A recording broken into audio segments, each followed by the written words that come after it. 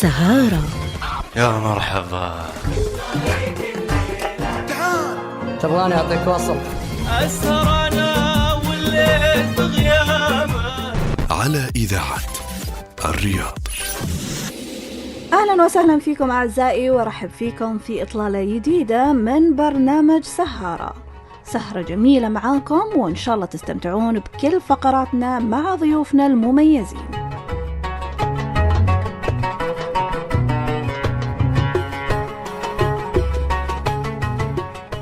زي ما عودناكم أعزائي في كل حلقة، هناك نخب من الفنانين على مستوى المملكة والخليج نستضيفهم، نتعرف على آخر إنتاجهم. بعضهم موجود على الساحة وبقوة، وبعضهم اختفى لفترة. احنا نبي نعرف أسباب الاختفاء، وشلون رجعوا وكيف رجعوا وشلون راح يثبتون حضورهم مرة أخرى. خلال هذه الحلقة هناك مجموعة من الفنانين إن كانوا سعوديين أو أيضا خليجيين. خليكم معنا وتابعوا هذه الحلقة ويانا. أنتم على موجات أثير إذاعة الرياض.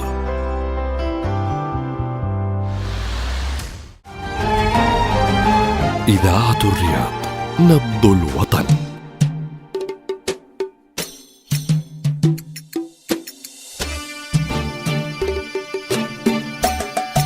سهارة.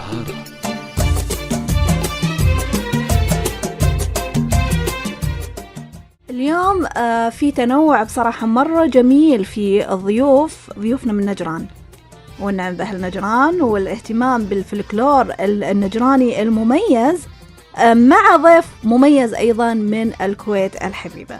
لكن خليني أتعرف بداية بضيوفي في الاستديو. الفنان الأستاذ أحمد المرزوق، أهلا وسهلا فيك. أهلا فيك ويطول لي عمرك ويخليك. الله يحفظك. أيضا الفنان اللي ما أدري أعرفه فنان ولا أعرفه ملحن، الأستاذ محمد البوش، أهلا وسهلا فيك. أهلا فيك ويعطيك العافية على المقدمة حقيقة. الله يحفظك. إضافة طبعا إلى الفنان الكبير المعروف، الفنان القدير حبيب الدويلة، اللي بيكون معنا إن شاء الله خلال هذه الحلقة باتصال هاتفي من دولة الكويت. تابعونا، وإن شاء الله أنه هذه الحلقة تكون خفيفة ولطيفة على قلوبكم.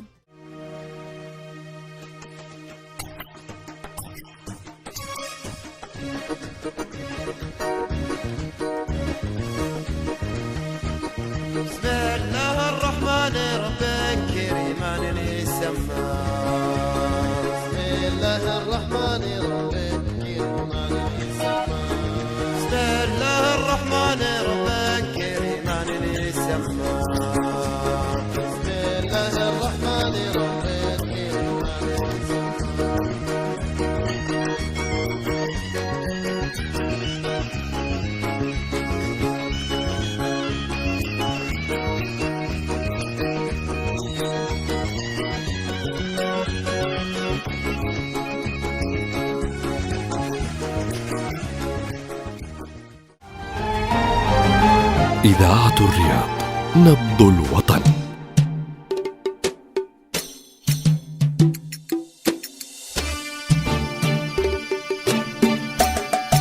سهارة.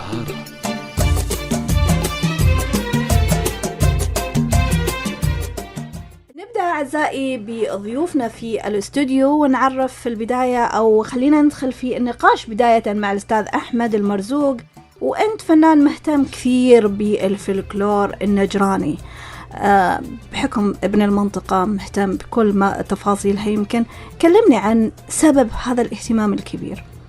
أولا أشكرك على المقدمة اللي قدمتيها، والله يعطيك العافية. ثانيا اهتمامي في الفلكلور النجراني والتراث النجراني منذ الصغر، نهوى التراث والفلكلور عامة. فنشأنا في المنطقة نجران الحبيبة على قلوبنا، فمن هنا بدأت نشأتي في الغناء عن في الفلكلور النجراني خاصة.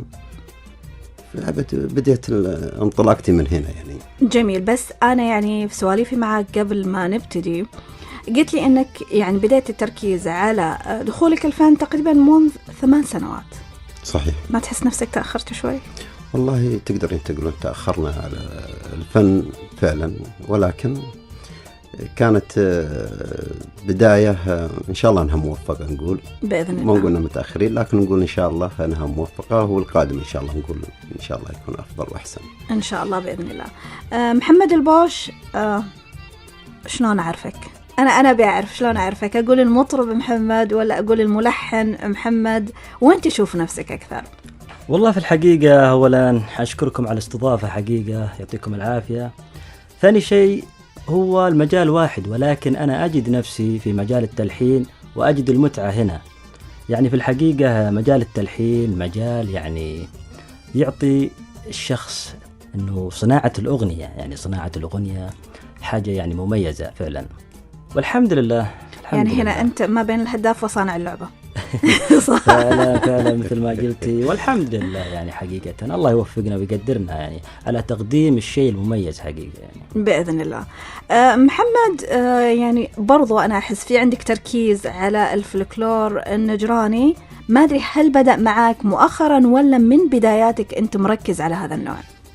والله في الحقيقة أنا ما أتفق معاك يعني في الفلكلور، لأن الفلكلور أنا مقل جدا فيه يعني حقيقة، ولكن موجود داخلي موجود. يعني ممكن يعني ما قدمت من أعمالي إلا عمل واحد يعني فلكلوري، ولكن الحمد لله على كل حال، وفي صدد إن شاء الله في أعمال فلكلورية بإذن الله إن شاء الله. تمام.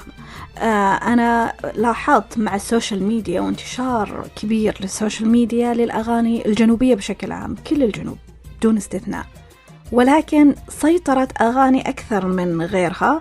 ما أدري شنو السبب، بعضها يطلع ترند كذا يعني، بالذات على تيك توك عاد إذا ضرب ما شاء الله، بس لاحظنا أنه في حضور أكثر لما يسمى باللعب الشهري. طيب نبي نسمع عن اللعب النجراني بشكل عام يعني. طبعا اللعب هنا بمعنى الرقص، وسوق أكثر للإيقاعات الجنوبية، وشفنا أنه لها حضور قوي وفعلا ملفتة.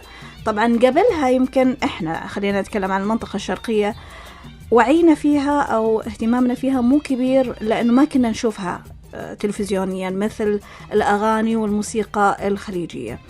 شلون تلعب السوشيال ميديا دور في أنها تسوق لإيقاعات معينة أستاذ أحمد؟ والله بالنسبة للسوشيال ميديا فعلا لها الآن تأثير قوي بالنسبة للأعمال. يعني تكلمت عن التراث أو الفلكلور الشهري كانتشار عن طريق السوشيال ميديا وحضور. صحيح. نعم. هو أساس العالم صارت تعشق الإيقاع السريع. صحيح. تحب الإيقاع السريع والطربي. فتلاقي عليه قبول أكثر من الإيقاع البطيء أو الإيقاعات الأخرى. نعم. فتلاقي المستمع والمتلقي هو الإيقاع السريع وينبسط فيه، وتلاقي حسه كذا فرفشة أكثر. في فرفشة أكثر. نعم. وارتياح له، وذا خاصة الأجيال هذه تعشق الإيقاع السريع بشكل يعني فعلا عيالنا الحين متوجهين للإيقاعات السريعة أكثر من غيرها. يعني محمد خليني أدخل معاك شوي في جو الطرب، ولو تسمعنا شيء مع بداية حلقتنا بإذن الله إن شاء الله. أنا بالحقيقة في تعاونات يعني حقيقة مع فنانين صاعدين وواعدين، بإذن الله نشوفهم على الساعة حقيقة. في عمل أنا لحنته لصوت صاعد، فكان من كلامي والحاني. أنا لي يعني مشاركات ما شاء الله خفيفة يعني حتى شاعر وبرضه يعني شواعر يعني حقيقة شواعر أكتب وهذا، ولكن يعني الحمد لله أنا راح يعني أعطيكم يعني منه حاجة، أسمعكم حاجة منه حقيقة. يلا.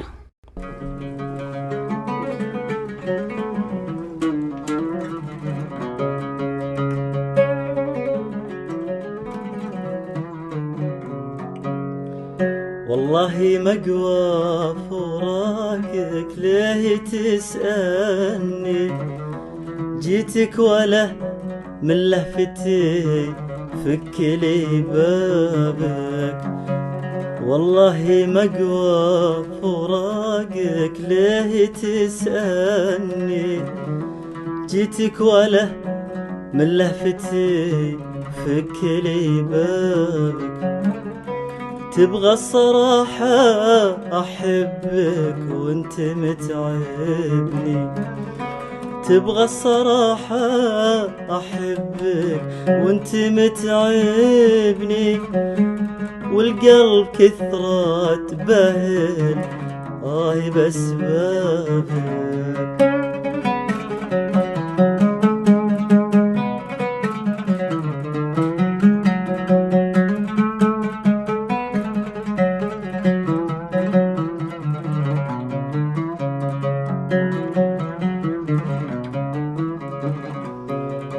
إن قلتي تعبان أقول وشلون يفهمني، تعال أقرب طبيب نشوفي ويصابك. إن قلتي تعبان أقول وشلون يفهمني، تعال أقرب طبيب نشوفي ويصابك. وإن قلتي والله بخير وينك تكلمني، وإن قلتي والله بخير وينك تكلمني، الشوق يجرح بقلبي بسبة غيابك. الله تسلم. أنتم على موجات أثير إذاعة الرياض.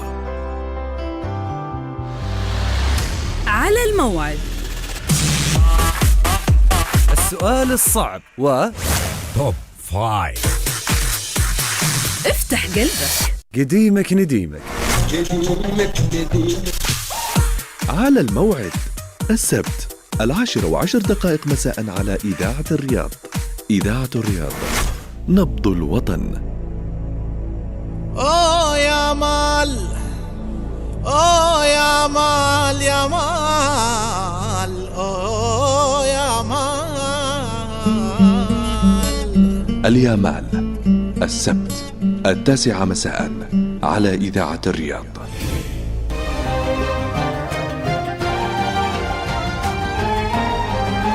إذاعة الرياض، نبض الوطن.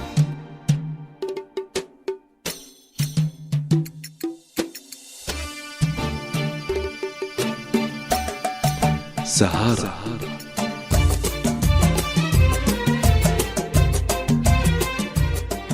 وانتقل معاكم الآن خلال هالدقائق أعزائي إلى الكويت الحبيبة. الكويت كلنا نعرف شقد تضم مجموعة ضخمة وكبيرة جدا من الفنانين، إن كانوا كويتيين في الأصل أو انطلقوا من الكويت كفنانين خليجيين أو حتى عرب. ودنا نرجع للطرب الأصيل وللفنانين اللي تحس فيهم النفس الخليجي الحقيقي والأصلي. لذلك خلال هذه الدقائق معاي ضيفي من الكويت، الفنان الكبير والقدير حبيب الدويلة. أهلا وسهلا فيك. يا مرحبا، أهلين فيكم حبايبي.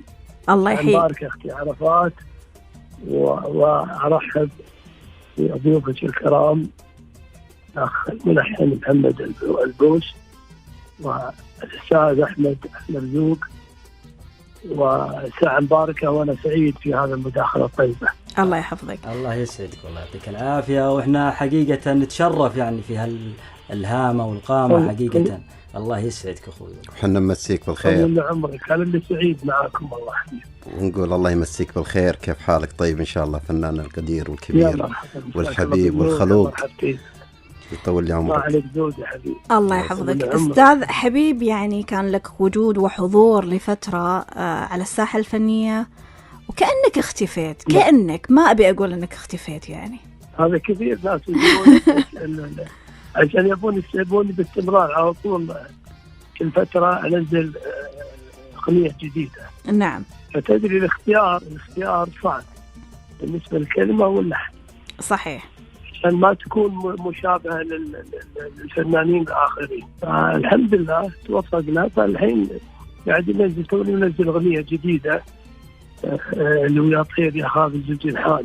سلم على أهل السعودية، سلم على بها وأهل نجران وجيزان وأهل الجنوبية. يلا نسمع يا طير.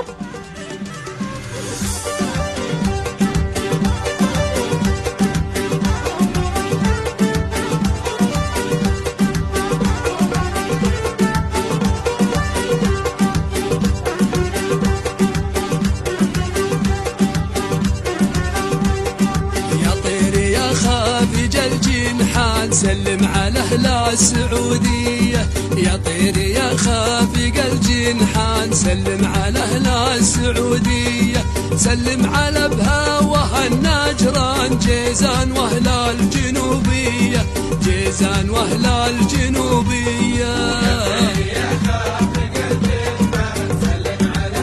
السعودية وأهل نجران وأهل الجنوبية.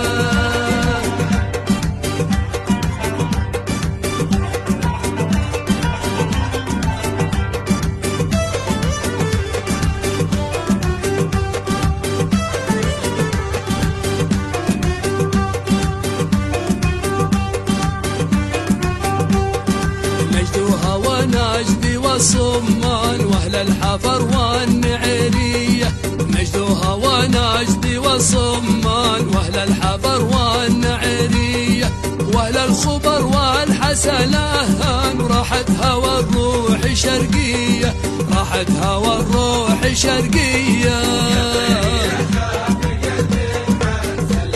أهل السعودية وأهل نجران وأهل الجنوبية. وأهلنا اليوم وضيوفنا من نجران، يعني سبحان الله المصادفة. أنا الشرف حقيقي على قلبي وأنا أتشرف فيهم. الله يسعدك. طيبة معاهم يعني بصراحة. الله يكبر مقدارك.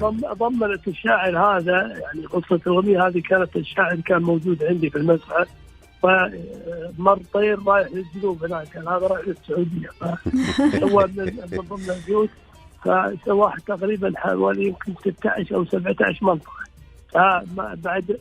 بعد ما نزلنا العمل الناس قامت تشوف، يقولوا وين مكة وين المدينة، نعم. وين يعني في مناطق ما نقدر نذكرهم على حسب الشاعر. لا والله إذا تبي تعدد مناطق السعودية تتعب، حنا قارة ما شاء الله يعني. يا أخي تاخذ إذا ما تكون 5 دقائق تكون ساعة أو ساعة من جد. طيب أستاذي يعني كل ما طالت تسمن. صحيح. أستاذ حبيب، أنا أبي أرجع معاك للبدايات. شلون بديت أستاذي؟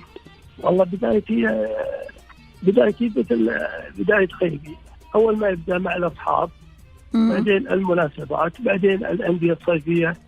عندنا في أندية صيفية يسمونها الترويح السياحي، مو المشروعات السياحية قبل. نعم. وكان عندنا فرقة الأضواء الكويتية، كانت معانا 80، في 80 صاروا مطربين بعد ما كانوا عازفين، مثل راشد الخضر الله يرحمه عازف قانون، مع محمد سليمان الملا. نعم. يعني طلعوا من ضمن فرقة الأضواء الكويتية، كان أحمد العوض هو قائد الفرقة. فأنا أذكر بدايتي الفنية معاي، أول أجر أخذته تقريبا 7 دنانير ونص، تقريبا 100 ريال. 7 دنانير. هذا سنة كم؟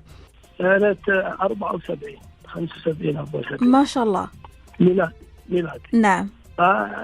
الأندية الصيفية والمشروعات السياحية هذه بدينا بالجودة، بعدين عاد انتقلنا حق الإذاعة والتلفزيون، طلعنا عاد برا، حفلاتنا برا. يعني بديتوا بالأبيض والأسود خلينا أقول في التلفزيون الكويتي؟ لا قبل يعني بنهايته. نعم. يعني أنا أعتبر الجيل الثاني، يعني مو من الجيل الأول. حلو. شلون شعوركم أستاذ حبيب، إذا ما أدري إذا لسه تذكرونه أو لا، يعني ظهوركم لأول مرة على التلفزيون، يعني لها حضور ولها قوة في هذيك السنين؟ طبعا لأن الكلمات اللي ناخذها مثل الشاعر علي محمد القحطاني، عندك مساعد البراك، عندك سعد الخريجي، عبد الله، يعني في شعراء كثيرين أخذنا من عندهم من قوة القصائد اللي ناخذها، يعني تعتبر القصيدة يعني من البيت أقوى من البيت الثاني. ما شاء الله. يعني يجي عاد اللحن. من ضمن الفنانين الأصدقاء ربعنا نتشارك احنا كفنانين، مو مثل الحين يعني. الحين خشت بس يعني ما حد ما يطلع اللحن عشان ما ينفع اللحن. الحين قبل لا احنا تعاون ونحطه باسم الفنان في قبل الافلام. لا هذا قبل اذكر قبل كانت انا والقحطاني وعيسى الحسائي الله يرحمه ابو نايف وكامل عجيب، الله يصلح كانوا في أغنية بيلحنونها كل يعني ما عطى العود قال عطى أبو فهد خل حبيبي يلحن. ما شاء الله. خل كامل يجرب، خل أبو عيسى يجرب، أبو نايم. نعم. سبحان الله تطلع الحال. طيب متى حسيت انه اسم حبيب الدويلة بدأ ينتشر، بدأ يطلب كفنان وكمطرب؟ بعد اي اغنية، بعد اي ألبوم؟ هذه عمرك بعد ما سجلت اغنية وعذابي من الخبرات شفت المصايب. كان أمين الحاج المخرج، أمين الحاج الفنان أمين الحاج، وكان معي الفنان محمد بحسن مشترك. نعم. فحنا جايين سهرة خليجية نسجلها عند بالتلفزيون الكويت. فعندنا استراحة خطيرة يعني تقريبا ربع ساعة استراحة. فالأغنية هذه كنا نغنيها بالحفلات وسامعينها بس ما يعرفون منهم المطربين اللي يغنوها. أثناء الجلسة كان المخرج فوق عند التسجيل فوق مع المعد، فحنا بالاستراحة مسكت العود ومحمد مسك عود قمنا نغنيها يعني بروفة كذي.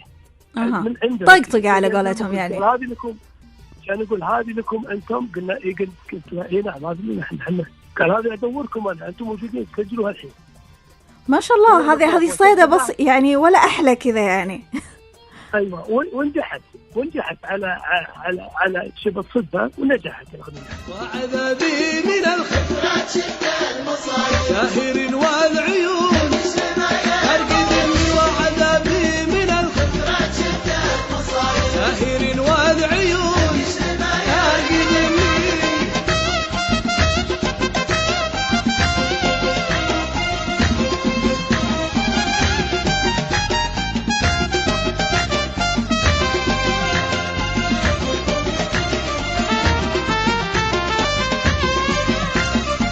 شابي راسي وانا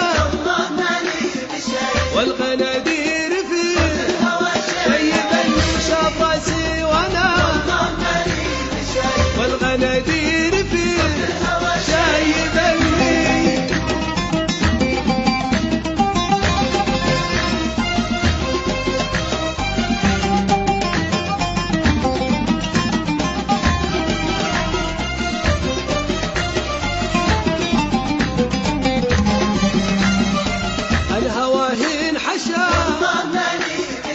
والله إني حشا أتبني عن هواهن حشا.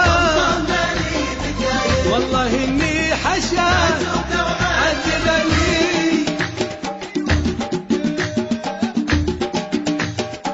وعذابي من الخبرات شفت المصايب.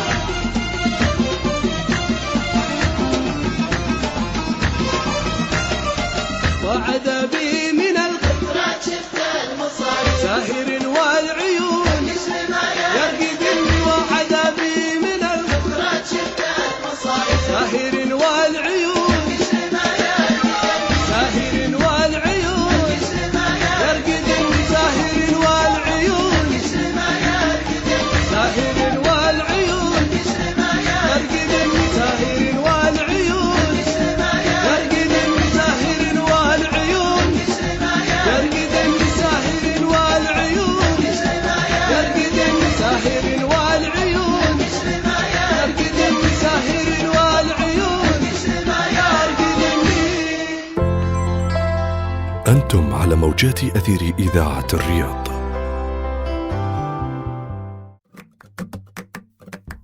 تعرف على أخبار دهرنا في كل صباح ساعة خليك في قلب الحدث دايماً مع بداية كل يوم، نشرة أخبار محلية برتم وأسلوب مختلف ومع شبكة مراسلين متوزعين على مناطق المملكة وهدفهم رسم صورة صوتية لكم يومياً من الأحد للخميس الساعة 11 صباحاً.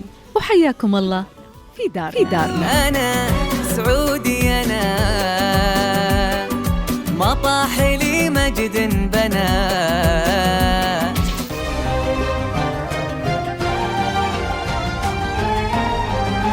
إذاعة الرياض، نبض الوطن.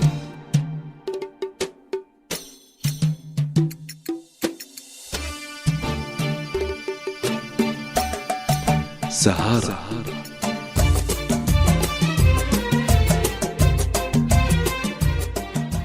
نعم، انتشرتوا، صار لكم حضور، صرتوا مطلوبين. شلون انطباع الشهرة في هذيك الفترة؟ انكم هل تطلعون مثلا اشكالكم معروفة، اسماءكم معروفة، تنطلبون بالاسم مثلا؟ لا، بالاسم قبل ما فيه يطلع الا بالصورة، صورة الكاسيت. والكاسيت ينزل اليوم، بكرة يوصل الأردن، يوصل لسوريا، يوصل العراق، نعم، يوصل السعودية، يوصل الخليج، فيكون معروف أكثر. بس مو مثل انتشار الحين ثواني. ايه، الحين السوشيال ميديا مو مقصرة، يعني الحين تتنزل كوبليه واحد ينتشر حول العالم، توصل في الملايين. طبعا فقبل غير. بعدين احنا شاركنا حفلات برا، يعني مثلا شاركت حفلات في لندن، كان من ضمنهم الفنانة صباح، محمد رشدي، فؤاد، فهد بلال، قريب الشاطئ. هذا اللي كانت المجموعة. كنت أنا ليلى عبد العزيز في باريس، في القاهرة مع أحمد عدوية، بعدين أبو ظبي مع عبد المحسن مهنا، جابر جاسم، عتاب. شاركنا كثير من الحفلات. هذا اللي بدأ صار النشاط متكثف، يعني تعبنا، يعني نتعب على العمل، غير التسجيل في مصر، وغير التسجيل إذا كان في جدة ولا كان مناسبات. يعني غصة لو وقت أقول شيء غصة بنقعد حلقات يلا خلص. طيب، يعني مو حرام يعني كل هذا الصدى وكل هذا الحضور، جت فترة كذا وخفت الاسم، ليش؟ شنو الأسباب؟ هذا كان قبل فترة كنت متردد بالنسبة للكلمة واللحن. نعم. بعدين اتجهت أنا إلى اتجاه، فخذت يعني حوالي يمكن 6 أو 7 سنوات. فقلت ما يصير فنان وتاجر ما تصير، لا هذا. ورجعني الجمهور، رجعت عاد. بعد ما رجعت سجلت تبي نسري سرينا ولا تزعل علينا، تبي نسهر سهرنا ولا يزعل قمصنا، لكلمات سعد الخليجي. جميل. يا بنت الأجواد وحب الحياة. وعاد انطلقت. بعدين عاد سجلت حق الأغنية، حق الأغنية اسمها إن كنت عازل لك الله، من كلمات والحان محمد الشادي من نجران. بعدين سجلت يا قلب وش لك في هواها، وصورتها في نجران، وكان اللبس فصلت لبس نجراني، والفرقة نجرانية، والملحن نجراني. أنت لك عرق نجراني أستاذي؟ نجراني، لا أقول لك أصول نجرانية. أشوف عندك يعني اهتمام كبير بالفنانين وبالفن. لا أنا أقول شيء الموضوع حتى. نعم. والتصوير في نجران. فأنا اضطريت إني أقول اللهجة الشعبية اللي في نجران. جميل. فالحمد لله توفقنا وقعدت 18 يوم عند الإخوان وما قصروا. ضيافتهم طيبة وكرم وطيبة، يعني ما أقولها يعني قدام الإخوان الموجودين عندي. لا، هذا أنا دائما أقول الكلام هذا، الطيب ينذكر سواء غايب أو حاضر.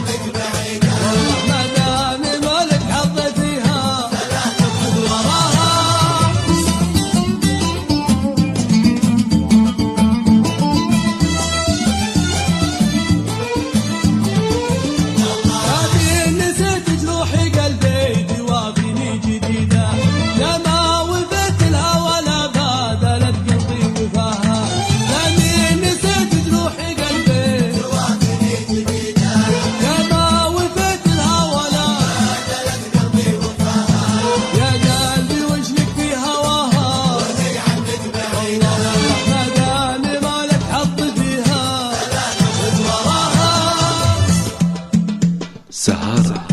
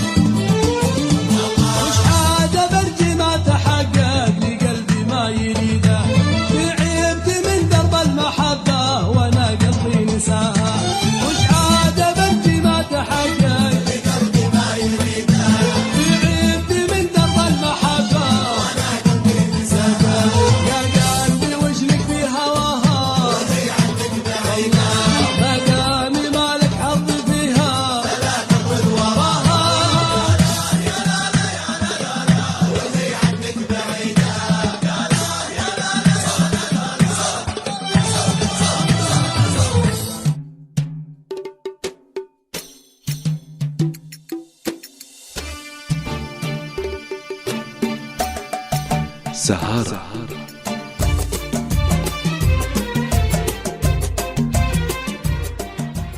طيب أستاذ حبيب، يعني أنت بعد خلينا أقول حالة من الهدوء لفترة، رجعت بأغنية جديدة اللي هي يا طير.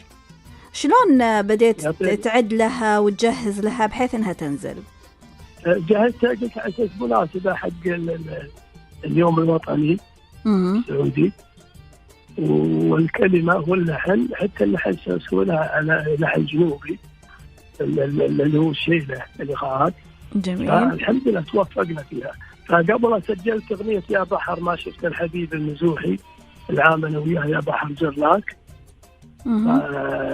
نزلنا، والحين في عمل بعد جديد إن شاء الله بعد أسبوعين راح ينزل، وبعدها في عمل محضرة جاهز حق اليوم التأسيسي. نعم، يوم التأسيس اللي هو 22 فبراير. أيوة، لأن العام سجلنا أغنية البراجة. نعم. أنا العنس ودي ما تعدى على شفت البراجة. بعدين نزلت في اليوم التأسيسي، فيتصلون علي ناس كثيرين من الإخوان، وارسلت لهم أغنية ونزلوها، والحمد لله توفقت فيها. فيقولون على كلامه البرقع بدال ما يكون ب20 ريال وصل فوق. اي والله اي والله. هذا انا قاعد اقول ما اعطوني هديه برقع واحد بس. فقالوا لي شنو؟ قالوا لي عاد قلت عاد الحين نذهب اغنيه حق التاسيسي مفاجاه للجمهور ان شاء الله السعودي. مفاجاه انا ما ابي اتكلم فيه عشان الفكره جديده وحلوه، يعني راح تسمعون ان شاء الله باذن الله. ان شاء الله. شكرا لك الفنان القدير والكبير الأستاذ حبيب الدويلة، سعدنا جدا بصراحة بهذا اللقاء معك، وأكيد راح تتكرر في حلقات قادمة استضافتك بإذن الله. حياكم الله، سعد بارك وأنا سعيد، وسلمي على ضيوفك الكرام، واسمحوا لنا على إذا قصرنا معكم. أبدا، على راسنا الكويت وأهلها، الله يحفظك. شكرا لك حبيبتي، ما قصرت. شكرا. الله يسعدك. أنتم على موجات أثير إذاعة الرياض. على الموعد، السؤال الصعب و توب 5. افتح قلبك، قديمك نديمك. على الموعد السبت 10:10 مساء على إذاعة الرياض. إذاعة الرياض، نبض الوطن.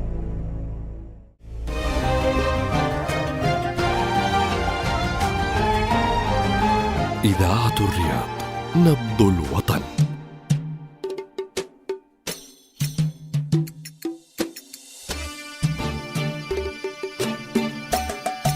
سهارة.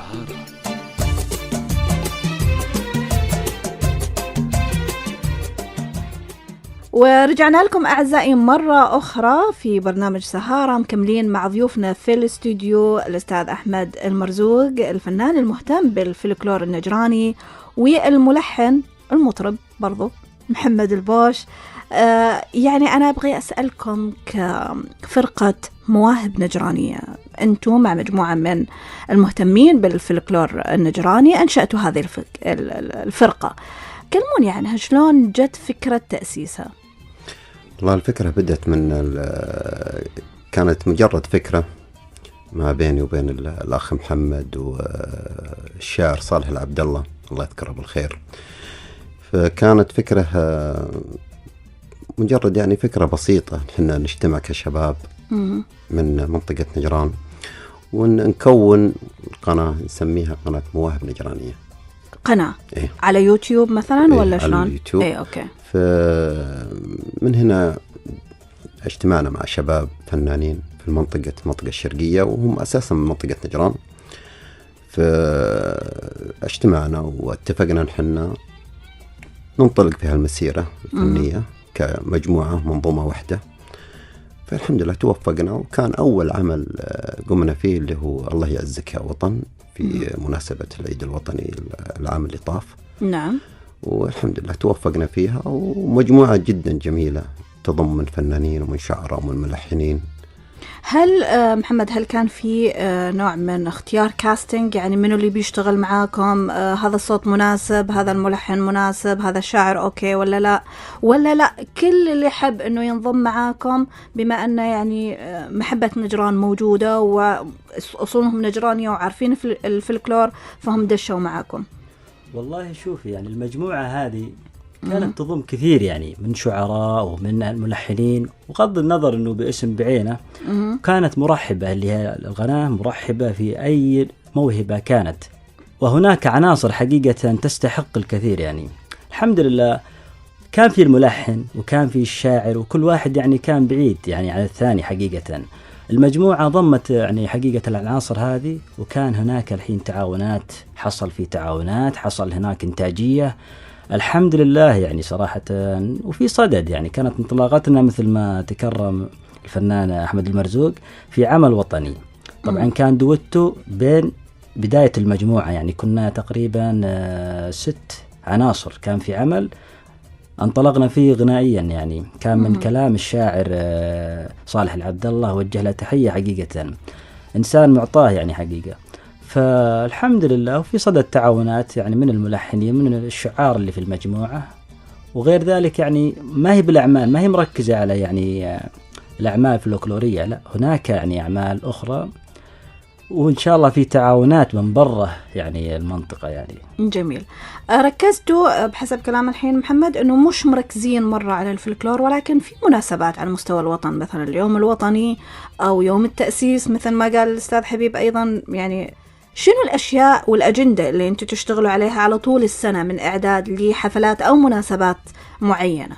والله عندنا المناسبات اللي في يعني اللي متوجهين لها، والأهم شيء عندنا اللي هي مناسبات تبع الدولة. نعم.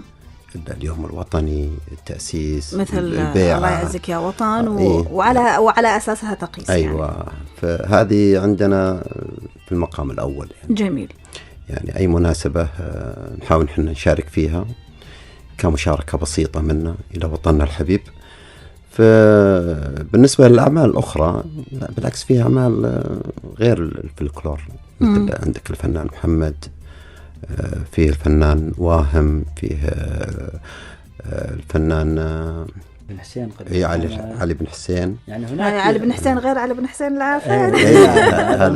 هذا من منطقة نجران. وعلى العموم يعني للتنويه يعني مواهب نجرانية، حنا سمينا اسم مواهب نجرانية حبا للمنطقة. منطقة نجران. بس إن يعني عناصر أو شيء أو حاجة لا، متنوعة سواء من منطقة نجران أو خارج منطقة نجران، مفتوحة للجميع. حلو. أنتوا إضافة للأعمال الوطنية طبعا في أعمال عاطفية وغيره. صحيح. في لك أغنية يعني ما أدري تختار لنا يا خال أو تختار القمر ما يغيب؟ هذه مع أنه هو يغيب يعني، بس أنتوا بكيفك. هو له فترة ما يغيب فيها، لكن هذه أغاني فلكلور بالنسبة لي يا خال، والقمر ما يغيب فلكلور نجراني. هذه فلكلور نجراني، إيقاع نجراني، ولكن بشكل مطور يعني. خلينا نسمعها، خلينا نتعرف أكثر عليه.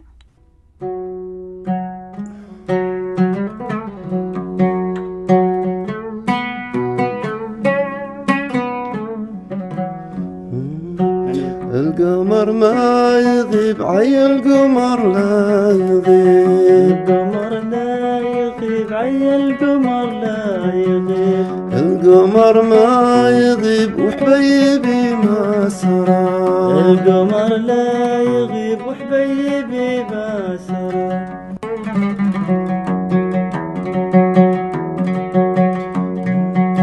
والهيام التهم لا والهيام التهم الهيام التهم يا الهيام التهم والهيام التهم يا جاري كلها الهيام التهم يا جالين كلها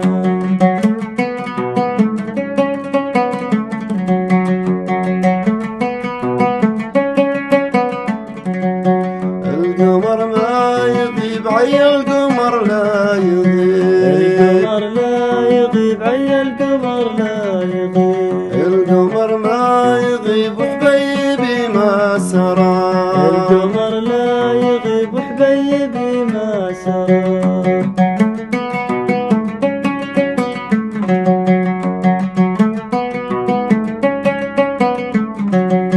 نجمي يا سامر الليلة متى بتغيب نجمي يا سامر الليلة متى بتغيب نجمي يا سامر الليلة متى بتغيب نجمي يا سامر الليلة متى بتغيب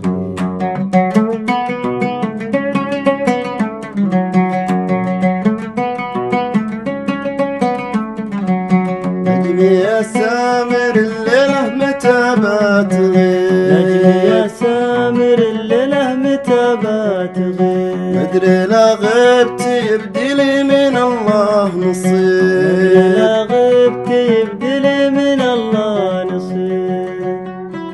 جميل وحلو كذا دوتوا بينكم كل واحد إيه. رداء ثاني مرة جميل. طريقة نشيد. إيه أنا طبعا ما عندي للأسف أي يعني معلومة عن الفلكلور النجراني. يمكن هذه فرصة في هذه الحلقة أنه أنا والمستمعين نتعرف أكثر على الفلكلور الجميل ويعني فعلا طربي ويرفع المزاج يا جماعة، ولا إيش رأيكم؟ أكيد. الله يسعدك. هو طريقته يعني تكون صفين، يعني صفين، فالصف هذا يقول وهذا الصف الثاني يرد عليه يعني ويرجع هذا يقول والصف الثاني يرد عليه. صحيح فعلا. جميل.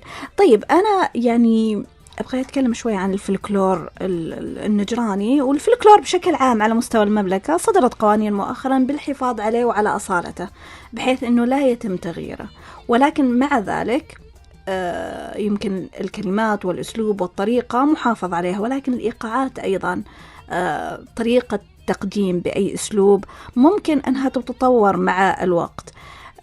هل في خطة بالنسبة لكم مثلا أنه كيفية المحافظة على أصول الفلكلور بتطويره أيضا؟ والله الفلكلور مثل ما تفضلت يا أختي عرفات لابد أنه يحتفظ بهويته لا يتغير، فيخدمكم القرار الأخير أكيد هذا. أكيد. فأنت تقدر أنك تطوره نعم كموسيقى يعني تطوير في اللحن شيء بسيط، لكنك أنت لا تضيع هوية الفلكلور. نعم. تبقى على نفس الرتم أو نفس الخط هو اللهم أنك تطور في الإيقاع، تطور في تدخل عليه موسيقى. الفلكلور ما فيه موسيقى، كتطوير أنك تدخل فيه موسيقى، آلات موسيقية، عود، نعم. تدخل فيه أورج، تدخل فيه كمان، تدخل فيه أي آلة موسيقية، الآلات الموسيقية، وكأنها تدعم للإيقاع الأساسي. أحسنتي. نعم. صحيح. دعم العمل على أساس أنه يطلع بشكل جميل، نعم، واضح للمستمع والمتابع. ويمكن برضه عشان تسوق له أكثر زي ما قلنا في بداية الحلقة، يمكن السوشيال ميديا تلعب دور في شهرة إيقاعات أو لعب معين أو شيلة معينة حتى. جدا. دور السوشيال ميديا يا محمد، وين دوركم أنتوا للتسويق أكثر لكل منطقة؟ لأنه في تنوع كبير. إحنا في المملكة ما شاء الله مجموعة أطياف مختلفة وكلهم له بصمة، فكلهم مطلوبين على الساحة وكلهم نبي نسمعهم ونتفاجأ بصراحة. يعني الحين أنا قاعد أسمعكم أستمتع صراحة. فكيف تسوق لفلكلور منطقتك بحيث أن يكون له حضور؟ فعلا من ناحية هذه يعني الفنان أو يعني ما مثل ما هو الفنان أحمد المرزوق مهتم، يعني كثير ساهموا في انتشار الفلكلور النجراني. في السعودية وخارج السعودية حقيقة، يعني مثل ما نشوف الفنون يعني الحمد لله حقيقة وصلت، يعني في فنون يعني شعبية أو ما يقال يعني أنها من المناطق يعني بالذات يعني بالجنوب، لا انتشرت يعني خارج السعودية حقيقة. يعني فعلا الفنان هو من يسوق يعني في إحياء الحفلات، في حتى السوشيال ميديا، يعني فعلا خدمت كثير في الموضوع هذا. يعني حقيقة قاعد تشتغلون عليها ولا كيف؟ يعني مثلا هل ممكن أنا لو أسوي بحث بعد شوية على يوتيوب أو مثلا على سناب شات أو على مثلا تيك توك راح ألاقي مقاطع بحيث أنه نساهم في انتشار فلكلور كل منطقة صحيح. في المملكة؟ أكيد، يعني مليء السوشيال ميديا من الفلكلور النجراني خاصة لأن فلكلور ما شاء الله يعني ثري. نعم، والميزة فيه إيقاعه سريع بعد جدا. نعم. جدا إيقاع سريع وإيقاع طربي. نعم. وإيقاعات الجنوب عامة يعني إيقاعات طربية. يقولون، أنا ما أدري إذا هذه المعلومة صحيحة وأنتم يعني أهلها وممكن تصححون لي، يقال إن أهل الجبال عموما وأنتم منهم، أهل تهامة. نعم، بشكل عام المناطق اللي فيها جبال طريقة اللعب عندهم أو الرقص تعتمد على تحريك الأرجل أكثر. إحنا أهل البحر لا، تحريك الجسم كبنية أكثر. فهل هذا صحيح؟ نوعا ما يعني حقيقة لما تدقق فيها تقول ما أدري، صدق ما لاحظنا هالملاحظة يعني أنتم دقيقة حقيقة. يعني أنا ما أدري، هو شوف يعني اللعب أو السعب بما يعني نقول له سعب يعني ولا ننسى ترى في النجران ترى يعني عندها اللي هو اللعب اللي هو السعب الطرب، وفي الرازف وفي الزامل، يعني فيه يعني هناك شوف يعني عندنا الزامل وما يقال يعني هذا يعني يمكن يعني يخدم لي في المعلومات أستاذ أحمد. استعانة بصديق الحين. اللي هو الزامل عندنا يتكون من عدة أشخاص، يعني من تقريبا 10 أشخاص فيما فوق. كل ما زاد العدد كل ما زادت جمالية الزامل هذا. يكون مجموعة مع بعض ويجون يشيلون مغنى معين زين، بيت من القصيد ويكررونه سواء كان مدح أو مهما كان يعني يكون البيت، يمشون مع بعض حتى يوصلون للمكان اللي هم يبونه. جميل. هذا يقال له زامل.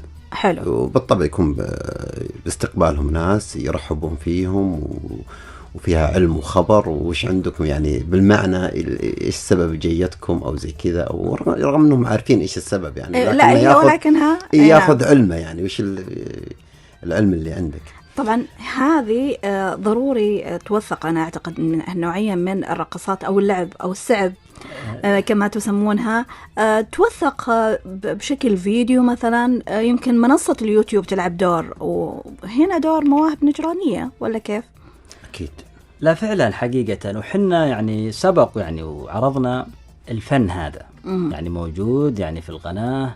كانت فرقة يعني شاركت وساهمت في الموضوع هذا اللي هي فرقة العاصفة، يعني صراحة أشكرها حقيقة هنا لبت الدعوة، واذكر استضافتها يعني حقيقة الأستاذ أوجه له تحية من هالمنبر عبد اللطيف المقرن، باحث في التراث والفنون الشعبية حقيقة، يعطيها العافية حقيقة. حلو إنه في مجموعة باجتهادات شخصية مهتمين بالتراث وبتوثيقه والتركيز عليه أكثر. هل تعتقدون أنه في أعمال قريبة يعني راح نشوف فيها توثيق أكثر للفلكلور إن كان جنوبي أو بشكل عام؟ أنا خلينا نتكلم عنكم الآن، توثيق للفلكلور الخاص فيكم في الجنوب في نجران. والله التوثيق لابد منه يعني لأي منطقة، وحنا من خلال أعمال جديدة. من يعني خلال الأعمال القادمة اللي راح نقدمها لابد إن حنا نوثق الشيء ذا. حلو. مثل ما قلت لك سبق وقلت ما نضيع هوية الإيقاع وهوية الفلكلور. نعم. اللي علينا حنا نطوره نعم، ولكن يبقى زي ما هو، ما يا أنك أنت تضيف له شيء أو لا تضيف له شيء، أو إنه لا تخربه، لأن بعضهم بعض الأحيان يخربونه صراحة. خله زي ما هو. فنحاول قدر الإمكان نحافظ على الشيء هذا ونطلع برضه بأجمل صورة كانت يعني. نعم. محمد أيضا هل لك أعمال قادمة على الساحة؟ هناك إن شاء الله أعمال بإذن الله إن شاء الله، وتعاونات يعني مع ملحنين يعني من المنطقة يعني، وكذلك شعار يعني. وبإذن الله إن شاء الله ترى النور حقيقة يعني. بإذن الله احنا نتمنى لكم كل التوفيق، وإن شاء الله نشوف أعمالكم على الساحة قريبا تطربونا فيها، ونستضيفكم مرة أخرى لنطلع على كل جديد. شكرا لضيوفي في الاستوديو الأستاذ أحمد المرزوق، فنان مهتم جدا بالفلكلور النجراني، والفنان المطرب والملحن محمد البوش. شكرا أيضا للفنان القدير والكبير من الكويت الحبيبة الأستاذ حبيب الدويلة اللي كان ضيفنا لعدد قليل من الدقائق للأسف الشديد، ولكن نتمنى أنه في حلقات قادمة أيضا يكون ضيفنا. شكرا لكم أيضا أعزائي المستمعين على حسن استماعكم لهذه الحلقة. كان معكم في الإعداد والتقديم عرفات الماجد، في التنفيذ غسان المويس، في التنسيق غازي الخلف، وشكرا لمخرجنا يوسف المطيرق. إلى اللقاء.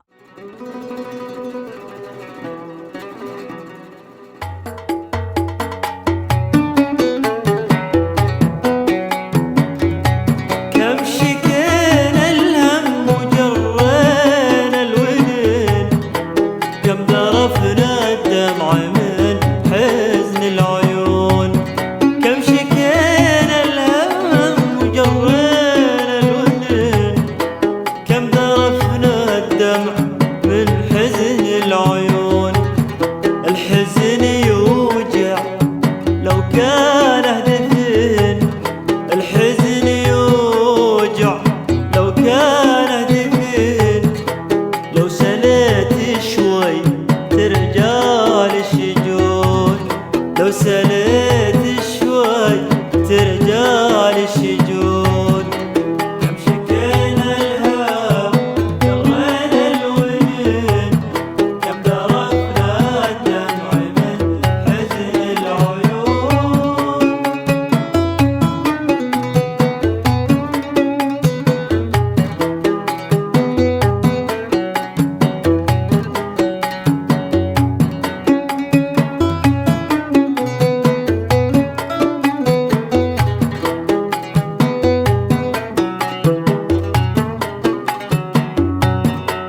انتهت الخطوة وزودها الأنين، ايش اسوي بقلب عايش في ظنون.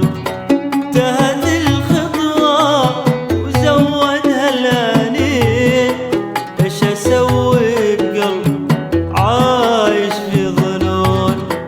الحزن فيني على وجهي يبين، الحزن فيني على وجهي يبين، كم تحملت الشقاء مهما يكون، كم تحملت الشقاء مهما يكون. كم شكينا الهم جرينا الودين، كم ذرفنا الدمع من حزن العيون.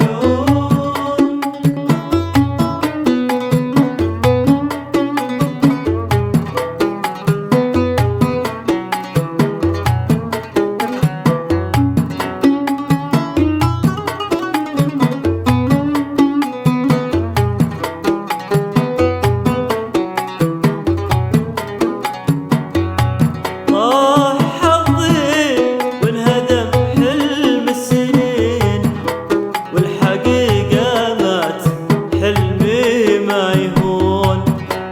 طاح حظي وانهدم حلم السنين، والحقيقة مات حلمي ما يهون. قصتي قصة نهايتها حزين، قصتي قصة نهايتها حزين.